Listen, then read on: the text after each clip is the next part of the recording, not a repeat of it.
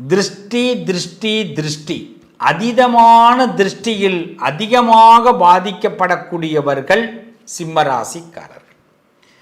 யார் கண்ணு பட்டாலும் சரி உடனே நமக்கு கொஞ்சம் பிரச்சனை தான். ஒரு சின்னதாக 4 பேருக்கு மத்தியில் ஒரு பாராட்டோ கைத்தட்டோ வாங்கினா கூட உடம்பு சரியாமல் போயிடும். ஏதாவது நம்ம நல்லது செஞ்சால் கூட உடனே உடம்பு சரியாமல் போயிடும்.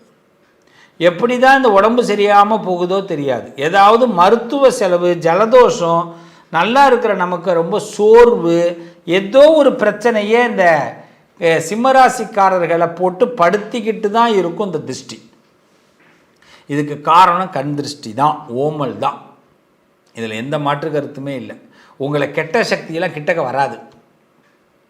சிம்மம் இருக்கிற வீட்டில் எல்லா துஷ்ட சக்தியிலும் ஓடி ஒளிஞ்சிடும். முனீஸ்வரன் சொல்லுவாங்க. முனீஸ்வரனை வழிபாடு பண்ணுங்க ஞாயிற்றுக்கிழமையில். சிம்மராசிக்காரர்கள் எவ்வளோ பெரிய கெட்ட சக்தி இருந்தாலும் வெளியில் போகும். ஐயனார், முனீஸ்வரன், வீரன் அப்படிலாம் சொல்லுவாங்க. அதில் முனீஸ்வரனை எடுத்துங்க. அந்த முனீஸ்வரனை பிரார்த்தனை பண்ணுங்க. முனீஸ்வரன் கோயிலில் ஒரு தேங்காய் ஒன்று வாங்கி அதை ஒரு சிகப்பு துணியில் அந்த தேங்காவை கட்டி வீட்டு வாசலில் கட்டுங்க. இதை கண்டிப்பாக செய்யுங்க சிம்மராசிக்காரர்கள். உங்கள் வீட்டு திருஷ்டி கண்டிப்பாக விலகும். சிவனுக்கு ஞாயிற்றுக்கிழமை வாய்ப்பு கிடைச்சதுன்னா தாமரைப்பூ வாங்கி சாத்துங்க. சிவனுக்கு தாமரைப்பூ ஞாயிற்றுக்கிழமையில் வாங்கி சாத்துங்க. ரொம்ப விசேஷம், ரொம்ப விசேஷம்.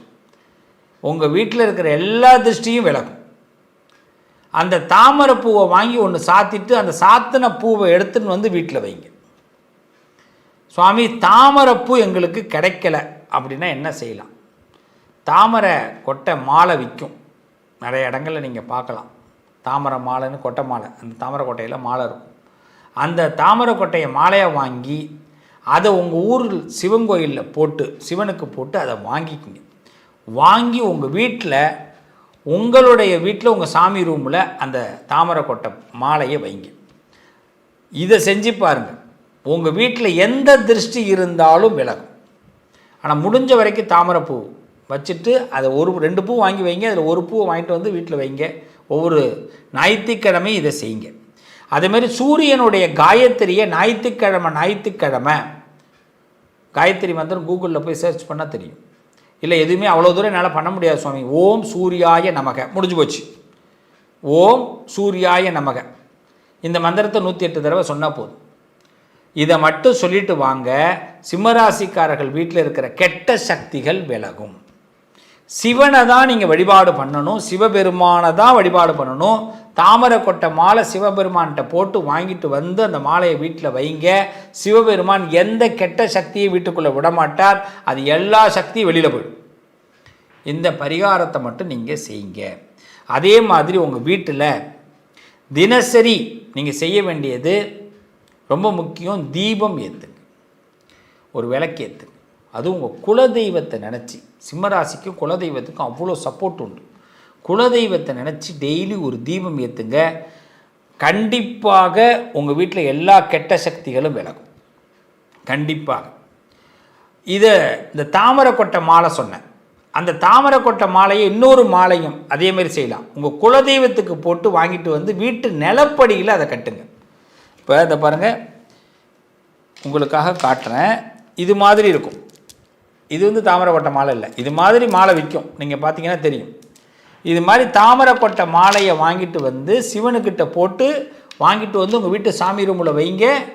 ஞாயிற்றுக்கிழமை பூஜை பண்ணுங்கள். தாமரைப்பூ 2 பூ வாங்கிட்டு போய் சிவனுக்கு வைங்க. ஒரு பூ எடுத்துகிட்டு வந்து வீட்டில் வைங்க. இதை கண்டிப்பாக ஞாயிற்றுக்கிழமையில் செய்யுங்க.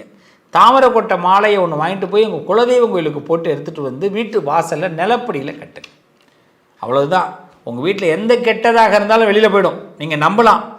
இதை மட்டும் செஞ்சுட்டு வாங்க. சூரியனுடைய மந்திரத்தை சொல்லிட்டு வாங்க. இன்னும் ரொம்ப முக்கியமானது, சிம்மராசிக்காரர்கள் திங்கட்கிழமையில் ருத்ர ஜபம், உங்கள் ஊரில் இருக்கிற சிவாலயத்தில் ருத்ர ஜபம் பாராயணம் பண்ணுங்கள். சிவனுக்கு ஒரு அபிஷேகத்தை கொடுத்து, ரொம்ப திருஷ்டியாக இருக்க சுவாமி, என்னால் ரொம்ப முடியல, நான் என்ன பண்ணுறதுனே தெரியல, நான் ஜான் ஏர்னா நான் 6 முழம் சறுக்குது அப்படின்னா ருத்ர ஜபம் பாராயணம் பண்ணுங்கள். உங்கள் வீட்டில் உங்கள் ஊரில் சிவாலயம் இருக்கும்.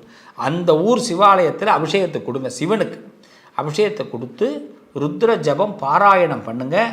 பாராயணம் பண்ணி அந்த அபிஷேகம் நடந்ததுன்னா அந்த தீர்த்தத்தை வாங்கிட்டு வந்து வீடெல்லாம் தெளிங்க. அந்த சுவாமி அனுகிரகம் உங்களுக்கு பரிபூர்ணமாக உண்டு. நம்பி செஞ்சு பாருங்கள். சிம்மராசிக்காரர்கள், நீங்கள் இது வரைக்கும் உங்களுக்கு எந்த தடை இருந்தாலும் சரி, உங்கள் தொழிலில் போட்டிகள் பொறாமைகள் இருந்தாலும் சரி, கண் திருஷ்டிகள் இருந்தாலும் சரி, உடம்பு சரியாமல் போனால் இருந்தாலும் சரி, மருத்துவ செலவு ரொம்ப வந்தாலும் சரி, இது எல்லாம் கிளியர் ஆகிடும். பகவான் உங்களை அடுத்த கட்டத்துக்கு மேலே உங்களுக்கு கொண்டு போவார். நம்பி பாருங்கள், நல்லது நடக்கும். நான் சொன்னதை மட்டும் கண்டிப்பாக செஞ்சு பாருங்கள். வாழ்த்துக்கள். நண்பர்களே, என் உறவுகளே, சொந்தங்களே, இந்த கண் திருஷ்டி விலகணும், எதிரிகள் விலகணும், கோர்ட்டு கேஸு பிரச்சனைகள் எது இருந்தாலும் நமக்கு விலகணும், போலீஸ் ஸ்டேஷன் சம்பந்தமான விஷயங்கள் இருந்தால் விலகணும், எந்த கெட்டதாக இருந்தாலும் விலகணும், நமக்கு தர்ம யுத்தத்தில் ஜெயிக்கணும், அவமானம் பற்றக்கூடாது, உறவுகளுக்கு முன்னாடி தலை குனிஞ்சிடக்கூடாது. அது மட்டும் இல்லாமல் நம்மளுடைய எதிர்காலம் பாழாயிடக்கூடாது. இதில் எது கெட்டது நடந்தாலும் இது எல்லாமே நடக்கும். இந்த கெட்டதே நடக்காமல் இருக்க நம்ம வீட்டில் வசீகர சக்தி இருக்கணும். அறிந்தும் அறியாமலும் தெரிந்தும் தெரியாமலும் செய்த சகல குற்றங்களையும் பொறுத்து காத்து ரட்சிக்க வேண்டும். பொண்ணு 18ஆம் படிமேல் வாழும் வில்லாளி வீரன் வீரமணி கண்டன் காசி ராமேஸ்வரம் பாண்டி மலையாளம் அடக்கி ஆளும் ஓம் ஸ்ரீ ஹரிகரசுதன் ஆனந்த சித்தன் ஐயன் ஐயப்ப சுவாமியே சரணமையப்பாங்கிற மந்திரத்தை தினசரி உங்கள் வீடுகளில் நீங்கள் சொல்லுங்கள். எல்லாரும் சொல்லுங்கள். கண்டிப்பாக நம்மளுடைய பாவங்கள் முதல்ல விலகும். நம்ம தெரியாமல் செஞ்ச பாவம், தெரிஞ்சு செஞ்ச பாவம், அறிஞ்சு செஞ்ச பாவம், அறியாமல் செஞ்ச பாவம், அது முதல்ல விலகும். மனசு முதல்ல சுத்தமாகும். மனசு சுத்தமான நம்ம அந்த வீட்டுக்குள்ளே இருந்தோம்னா அந்த வீடு சுத்தமாக இருக்கும். கண்ணாடியை தொடச்சிட்டு நம்ம முகத்தை பாருங்கள், பளிச்சுன்னு தெரியும். அவ்வளவுதான். முதல்ல நம்மளை சுத்தம் பண்ணிக்கிட்டோம்னா நம்ம வீடு சுத்தமாகிடும். இன்றைக்கி தெரிஞ்சுக்கிங்க, நான் சொல்கிற இந்த 3 விஷயத்தை தயவு செய்து எல்லாரும் செஞ்சு பாருங்கள். உங்கள் வீட்டில் கெட்ட சக்தி விலகிடும். எந்த கெட்டதும் உள்ளுக்குள்ளே அண்டாது. முதல் விஷயம், உங்கள் வீட்டில் டெய்லி ஒரு தீபம் ஏற்றுங்க. வீட்டை இருள விடாதீங்க. ஏதாவது ஒரு விளக்கு எரிஞ்சிக்கிட்டு இருக்கட்டும்.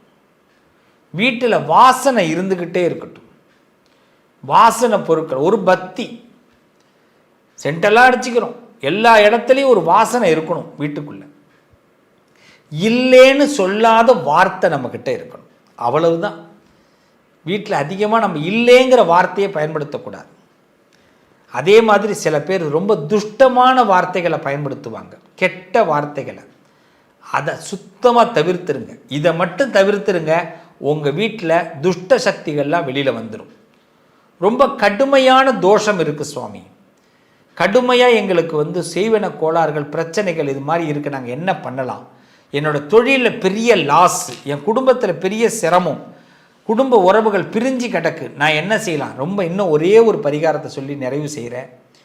பசுமாடு கண்ணுக்குட்டி உங்கள் வீட்டில் பக்கத்தில் யார்கிட்ட இருக்கோ அந்த பசுமாடு கண்ணுக்குட்டியை வீட்டுக்கு அழைச்சிட்டு வந்து கோமாதா, இந்த கோமாதாவை அழைச்சிட்டு வந்து உங்கள் வீட்டு மத்திய பகுதியில் நிப்பாட்டி அந்த பசுக்கு பூஜை பண்ணுங்க. பசுக்கு மஞ்சள் தடவி குங்குமம் வச்சு பசுக்கு ஒரு புடவை வாங்கி சாத்தி, கண்ணுக்குட்டிக்கு ஒரு புடவை சாத்தி, மாலை போட்டு ஒரு பெரிய தட்டுலேயோ பக்கெட்லேயோ வாழை இலையில் பச்சரிசியை நல்லா ஊற வச்சு வெல்லம் பச்சரிசி வாழைப்பழம்லாம் சேர்த்து வச்சு அந்த பசுமாட்டுக்கு கொடுங்க. அந்த பசுமாட்டுக்கு பின்புறம் தூப தீபங்கள்லாம் காட்டி பசுமாட்டுக்கிட்ட நமஸ்காரம் பண்ணிக்கிங்க. உங்கள் வீட்டுக்குள்ளே அழைச்சி என்ன கெட்டது இருந்தாலும் வெளியில் வந்துடும். இதை மட்டும் செஞ்சு பாருங்கள். கிரகப்பிரவேசத்தெல்லாம் செய்வோம்ல, சுவாமி நாங்கள் அப்பார்ட்மெண்ட்டில் இருக்கோமே, நாங்கள் என்ன பண்ணலான்னு கேட்பான். உங்கள் வீட்டு வாசலில் செய்யுங்கோ, அப்பார்ட்மெண்ட் வாசலில் அதை செய்யுங்க. பசு பூஜை பண்ணுங்க. பசு பூஜை பண்ணி நான் சொன்ன மாதிரி சுவாமி அந்த பசுக்கு நிவேத்தியம் பண்ணுங்க. நிச்சயமாக உங்கள் வீட்டில் இருக்கிற எல்லா துஷ்டங்களும் வெளியில் வந்துடும், எல்லா கெட்ட சக்தி வெளியில் வந்துடும், நல்லது நடக்கும். நம்புங்க, இன்னிலேருந்து உங்கள் வாழ்க்கை பிரகாசமாக போகுது.